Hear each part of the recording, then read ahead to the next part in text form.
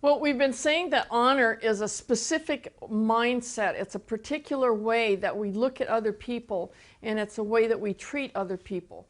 And we've said that it's also a very powerful tool in the hands of God as we submit our attitudes and our responses to other people to Him. We said that honor is not just being nice. It's not failing to confront people when there is something that needs to be confronted. But it's a confrontation when that's necessary that comes from God's heart, and it has the other person's best interests at heart, rather than just, well, I'm going to straighten you out, or I'm going to get you off my back, or I'm going to make you shape up. So I didn't realize just how powerful a tool that was in my own healing journey until I had a teaching assignment one time where I was in a junior high class with a group of students who were absolutely incorrigible. It was the first day of school the entire year. It never settled down. Oh, there would be a minor lull here and there, but it was a class who was caught up in a conflict within the community. The parents of about a third of my students were on one side of the conflict, and the other parents were on the other side of the conflict. And they figured that they didn't have to do anything I said, because if they caused enough trouble at school, they could get rid of me, and their parents would roundly cheer them. I had also replaced the favorite teacher in the whole school. And so that was another strike against me. And I went to school every day of that year faced with intense, unrelenting dishonor. And right from the beginning, the Lord began to put in my heart that sense of treating them with respect, no matter how they treated me. It didn't mean just being nice to them. I tried being nice to them. They chewed me up and spit me out in little pieces. I tried being mean to them, and I found myself exhausted at the end of the day. So when God came along with the new plan, I was ready for it. And into this grueling year, God did amazing things. There was one situation where I had decided to do a project that would kind of get them thinking about the way they talk to each other. And so I had a piece of poster board, butcher paper up, on which I had an outline of a figure. And we did an exercise where they were to just sort of brainstorm all of the put-downs that they were constantly saying to each other. It took them about 10 seconds flat to fill up the figure. And then the next part of it was to pass out paper on which I had made some footprints, and they were to cut out the footprints, write on that some kind of a put up, and that we would put that on the figure as a graphic representation of stamping out killer statements. It was a great idea. It was really wonderful. When we got to the point about some put-ups, what could we say that would be encouraging to people? They couldn't think of anything. It took forever to think of even one nice thing to say. So sometime later then, they had broken into groups, and they were to cut out one of the footprints, write something on it, bring it up, and we'd put it on the board. Well, I noticed one group over in the corner, and I just thought, well, I'm not going to mix in that right now. So everybody else is bringing up their stuff. We're putting them up there. And finally I'm saying, okay, guys, we gotta get this going. So they brought some comments, which were actually fairly decent comments. I did notice at the bottom of each one of the footprints there were some initials. And the initials were M, F, F, Y, M, H. And I thought, I wonder what that is. And, but I wasn't going to go there. So we put them up. As I collected their papers, I noticed that on the tops of their papers were the same initials. After they had left for the day, I noticed that on the desks of this group, there were those same initials. And one of the boys that was staying after school came over to me and said, "You know what those initials stand for?" I said, "What do they stand for?" in my best teacherly fashion, of course. Well, he said, it's not very nice. He said, The M and the H stand for Mrs. Hendricks. Now, it doesn't take a rocket scientist to figure out what the other two letters stand for. And I am absolutely furious. I am enraged. I dismissed the boy with as much composure as I could. And I went over to talk to the principal about what I had found, and she was ready to just let him have it right then, expel him from school. And I said, well, I know these people, and I imagine they've got something else figured out that they'll say, oh, no, it doesn't mean that, it means this. And so let's just give them a little bit more rope and see if they'll hang themselves. So the next morning, I had made copies of all their papers, and we went in with a camera, and we were taking pictures of their desks. And by this time, the phone is rung. The kids are all outside the room looking in. What's she doing? What are they doing? And when we got through taking the pictures, I just opened the door and let them in casually without any comment. And there's all this, you could just feel the energy in the room. What you gonna do? And I just calmly started class. I knew that at that point I was still too angry to confront them. At recess, I was still too angry. But I had written some initials of my own on their papers when I handed them back. I wrote MYTLBY. And they're looking at that and they're saying, what are these initials? What does this mean? And one of the girls said to me, what do these initials mean, Mrs. Hendricks? And I said, what do your initials mean? And they said, oh, it's nothing. It's just an exclusive girls' club. And so I figured at recess was still not the time to confront this because I was still too furious. It was pulling in all of this is just like it was when I was in junior high. They still don't like me. They're still da-da-da-da-da. By noon, the Lord had begun to get hold of my heart. And I felt calm enough to go ahead and confront the situation. It was a rainy day. Recess was in the gym. And so I went to the gym and began to pull the girls out one by one. The first girl came out and she was just very defiant. And I said, do you want to tell me what the initials stand for? She says, nothing. It just means fine. You mean hen. And then I said, aha, I've got this girl. She was a very talented in English. And she had made the mistake of putting punctuation in her initials. And she put the punctuation between the Y and the M instead of between the F and the Y. And so I said to her, well, you know, if you had really meant that, you would have put the comma after the fine rather than after the Y. And she just stood there for a minute with just a hard look on her face. And then I said, I want you to know that I know what the initials stand for. Make no mistake about it, I know exactly what they stand for. And I want you to know that I'm not putting up with it anymore. I've been nice, Mr. Nice Guy for this long, hoping that you would come to the conclusion that I'm really here to stay and we can get on with school.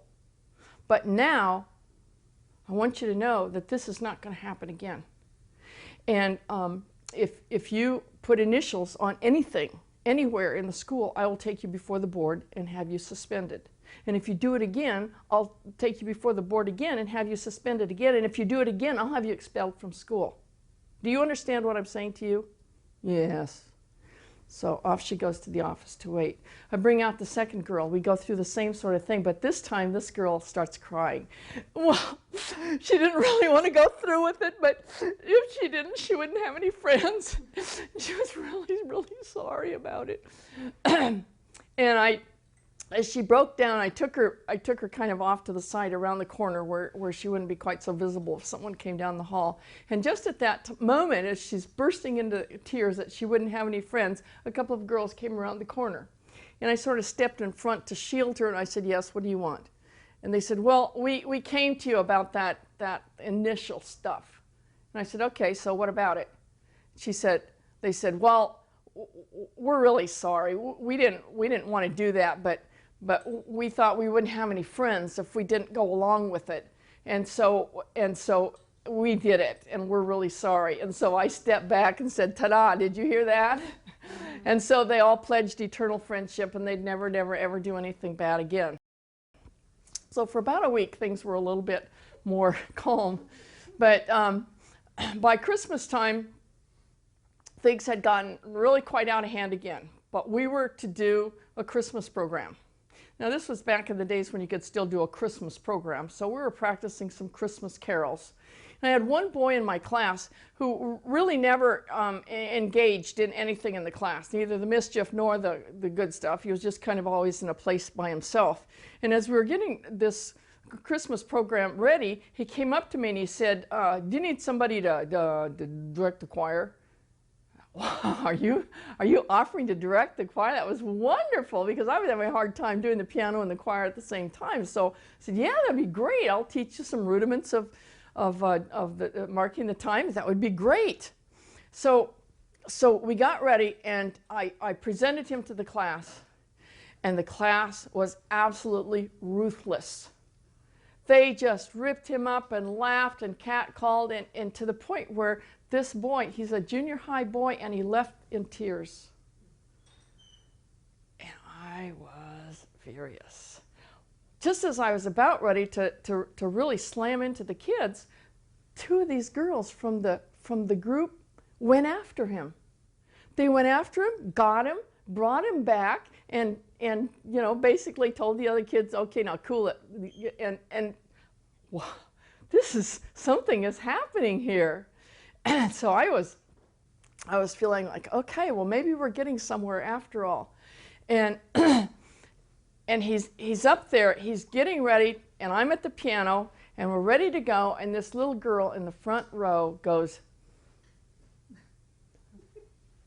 and I came unglued. They had never seen me really furious before, and it was like, whoa, I think we went too far this time. I screamed at that little girl, and I said, get over there, and no, don't even sit in the chair. I don't even want to see you. Get out of this room. Go back to the classroom. I sent her back to spend the rest of the hour with my aide, and I was almost out of control. I was so furious. She had left the room. I turned back to the choir, and I said, now open your books to Joy to the World. We somehow got through that rehearsal, and that night at home, I was just devastated. I said, Lord, everything that I've done this whole semester so far to try to build into them that sense of that I'm going to go after your behavior, I'm going to develop whatever power I need to deal with your behavior, but your worth is never in question in my eyes. And in one fell swoop, I've blown it. And now what am I going to do? And he said, well, you could apologize. I said, apologize? You've got to be kidding. They have been looking for the whole semester for something to kill me over. This would be it. They would chew me up and spit me out in little pieces. I would never live it down. No way. And he said, oh, okay. I said, but what am I going to do? But Lord, and I began to just grieve in my spirit that I had brought dishonor on the name of the Lord by my behavior, and that I would not put up with that from them, and I could not demand that they put up with it from me. I wrestled with it all night, and I kept asking the Lord, what can I do? And the only thing he would ever say to me is, well, you could apologize. So the next morning, I got to school, and I'm still wrestling with this. But when the kids came in, I just stood up in front of them and I said, I really blew it yesterday. I said, my issue with Sally is still there. I will not put up with that behavior. But I didn't have to throw you to the ground and stomp on you to get that message across. One of the boys in the back row who never paid attention to anything said, did you really throw her to the ground and stomp on her? he thought the event of the year had taken place and he missed it. I said, well, I didn't literally throw her to the ground and stomp on her, but I bet she felt stomped on, didn't you? And she goes, and I said, I just want you to know that was out of line, and you don't ever have to expect that kind of behavior from me. I was wrong, and I want to ask you to forgive me. Now, during the semester up until this time, when their behavior came to a certain level of out of bounds, we had an arrangement where I would send them to the principal, and they would wait out until the next break time, and then I would deal with their misbehavior. Or if the principal got to it first and she dealt with them and sent them back to the room, when they came back to the room, they had to look me in the eye and apologize, specifically naming what they had done. And then I would say to them, I forgive you. And they would, you know, try to slip into the room, and I'd say, did you have permission to come back here? Yes. Who sent you back here? Well, the principal sent me back. And did he give you some instructions before you came back? Well, yeah, I'm sorry. I'm sorry. What was that you said? I'm sorry. Who are you talking to? I'm talking to you. Oh, well, would you please look at my eyes so I can tell what you're saying? And they had to look me in the eye and say, I am sorry for, and name the behavior. And then I would say to them, I forgive you. And I did that for about 3 or 4 weeks, and then I said to them, I want you to know that when I tell you I forgive you, that I'm sending you a very specific message. A lot of times we think the word forgive is just some kind of religious word you hear it in church and it doesn't have any place in school. But in reality, the word to forgive means to cut loose, to set free. And so when I say to you, I forgive you, what I'm saying is that you are set free of your misdeed. And tonight, when I'm correcting your papers, you see, I'm going to be free also to judge your work according to its merit, rather than and marking you down because I'm mad at what you did at school. So it's a protection for both of us. So that day, when I said to them, I want to ask you to forgive me, they had some basis on there to make a decision. And there was just this just almost a holy quiet in the classroom. Nobody said, oh yeah, we forgive you. But the thing that was so incredible about it was that they never, ever, ever mentioned it again. They never threw it up to me. Even in their most angry moments, they threw everything else I'd ever done, which was not wrong, but they were always looking for things to accuse me. But the one thing that they could have thrown up to me the whole rest of the year, they never again mentioned. It wasn't until the last day of school that I realized that there were really some very powerful and eternal things that had taken place in that year. It was actually the third from the last day of school, and I wanted to let them know from my own mouth that I wasn't coming back the following year, not because they had run me out of town, and that I just wanted to just have a little time to sit down with them. I had one boy in my class who had a wonderful gift of humor. There were a few times when he used that gift of humor to grab the attention of the class and take it in the same direction I was going. And when that happened, it was a wonderful help and blessing. Most of the time, however, he used it to grab the class and take them off in a different direction. So this particular day, he was in rare form, and he had all of us just in gales of laughter as we were preparing for the time of being in a circle and just spending some time together. And then I began to notice that it was more than just having a good time, that he was clearly in control of the class, and he was clearly determined not to relinquish that control. And so I went through my steps. First step is an eye-to-eye verbal warning. I need to have some quiet here now. We need to get on. The second step is, would you move your chair back just about 3 feet? That you can still talk, but it puts you out of contact with those who are appreciating your antics. And so a little bit of separation was the second step.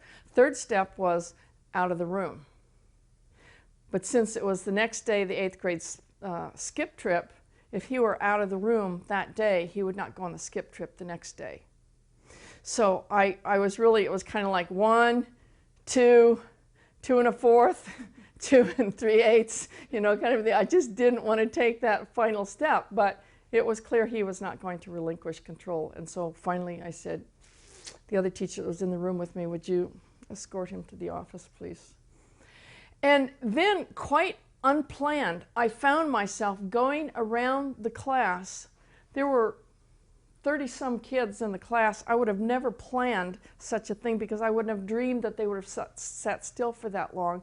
But I found myself going around and one by one speaking into each child the strengths I had seen in them in that year, and just really conferring a blessing upon them.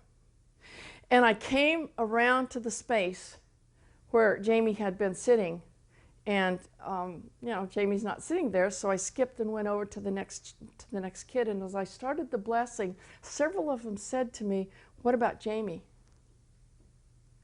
And then I understood that, see, that's my final exam. Do you have anything good to say about Jamie now that you've kicked him out of class and you're not going to let him go on the 8th grade field trip, skip trip? And so I went back and I said, "This is what I have to say to Jamie. And I will tell him when I see him, and you tell him also. But this is what I have to say to him. Jamie, you have a wonderful, wonderful gift of humor. You are a great leader, and you have a talent there for that. And when you have used that gift to take the class in the same direction I'm going during the year, it's been a tremendous help and blessing. And I appreciate that. In those times when you have gone in a different direction and I've had to deal with you, I want you to know that your worth in my eyes is never in question. I'm dealing only with your behavior. And I'm doing that because I know that if your behavior is not brought into balance, that all of the wonderful gifts you have to offer will be wasted, and you're too valuable to waste." And then I went on. They sat there quietly. It was over an hour because I didn't rush. And actually we weren't quite through when the recess bell rang. And so they went out for recess and they came back. And in the meantime, I'd gone over and talked to Jamie, and Jamie had settled down and wanted to come back. And so I brought him back in. And so then I gave him his blessing in front of the class. And we went ahead and finished it. The next day, he didn't go on the skip trip. The final day, he came to class or came to school just to pick up his report card. His mom brought him, and we happened to meet in the parking lot. And I looked at him and I said, "Jamie, I want you to know we really missed you yesterday. It broke my heart to send you away. But I want you to know again that your worth is not in question, and you're too valuable to waste." He just gave me a grin, and with a wave of his hand, he was gone. But I know that eternity was planted in the hearts of those kids. The other thing that was planted was that I went into that classroom not really quite confident in my ability as a teacher anyway, but I had been trained as a high school teacher, and I'd spent the previous few years teaching at the university level, and so I wasn't even sure that even if I were a good teacher by some accident that I could teach junior high kids. And in the midst of intense dishonor, I had school board members who would walk into my room with a clipboard in hand, sit there for several hours taking notes all the time they were gone, all the time they were there, and then walk out and leave without ever saying a word to me. And there was just all of this stuff going on. And in the midst of that, God did an incredible work of healing in me.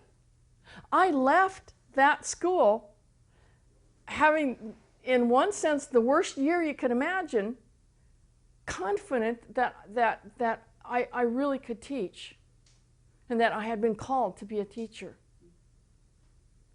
There was absolutely nothing that I could point to and say, "See, that's the evidence." Absolutely nothing.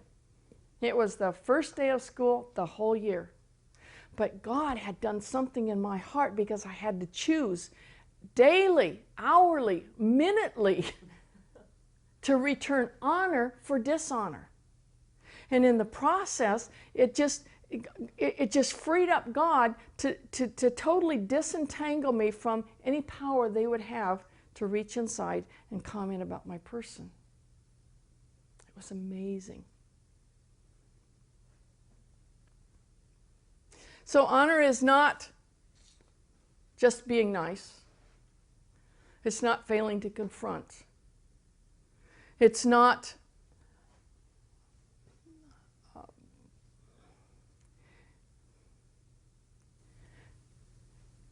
pretending. It's not pasting a smile on your face when you just wish you could punch him out. But it is, as we said, partnering together with God to bring about the highest good in another person. And it's all of the events and circumstances of our lives in which we have the opportunity to choose to return dishonor for dishonor that God most powerfully can work not only in our own healing, but in the healing of those around us. And so may God bless us to choose to give the gift of honor joyously, lavishly, generously. And in the process, may we reap the benefits of God's grace flowing through us.